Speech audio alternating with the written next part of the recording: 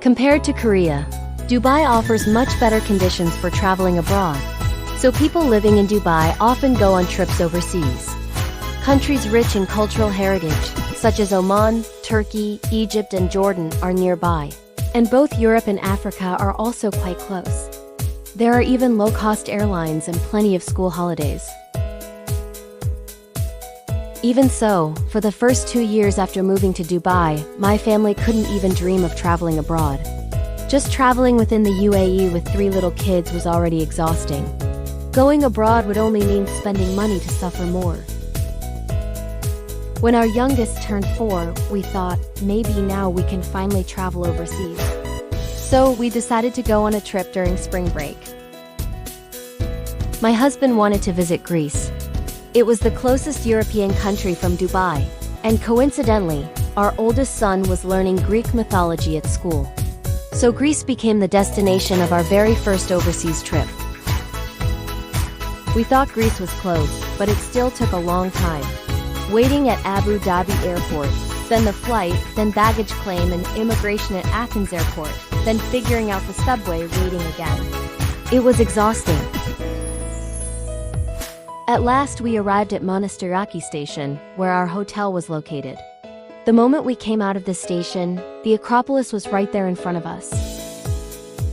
We snapped our first photo in Greece with our tired faces. And we walked about 5 minutes to our hotel. The kids were too tired to eat out. So we just bought food from a nearby restaurant and had our first meal in Athens in the hotel room. The next day, our first sightseeing spot in Athens was, of course, the Acropolis. Since there would be a lot of walking, we skipped other places and went straight there. After letting the kids sleep well and having breakfast, we got there around 11 a.m. Already a long line had formed at the ticket office. My husband queued up for tickets while I took the already tired kids to the snack stand for an ice cream. Even after entering, it was all about going up and up again. From the Herodotus Atticus Odeon, the view of the city with its orange and ochre tones was breathtaking. But the April sun in Athens was already blazing hot. To prevent the kids from complaining, "I'm bored, I'm tired," I had introduced them to Greek mythology before the trip. That helped a little, but wandering around under the sun still felt tough. So we took breaks and had snacks in the shade. Finally, we reached the highlight of the Acropolis, the Parthenon, UNESCO's #1 World Heritage Site. The scaffolding to support the ruins did spoil the view a bit, but still, it was amazing to see such a massive stone structure built thousands of years ago. I wanted to stay longer and admire every detail of the ruins, but the kids were eager to leave, so I just took some photos for the record and left. Back in the city, Athens definitely had a different vibe from Korea, and also from Dubai. By then, the kids were hungry after the climb, so we had lunch at the Acropolis Museum restaurant. Since the kids were tired, we went back to the hotel for some rest before heading out again.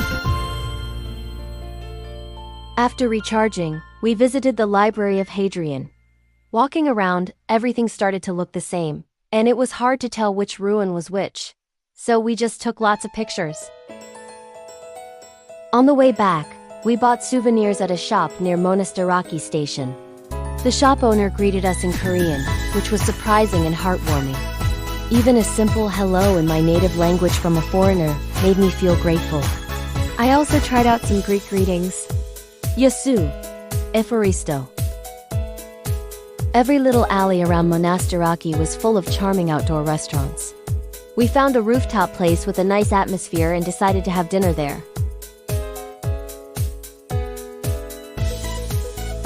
The next day, we visited the Temple of Olympian Zeus in the morning. From there, we walked through narrow streets and arrived at the Athens Cathedral. We took a short snack break in front of the cathedral, and my daughter and youngest son even filmed their own little drama there.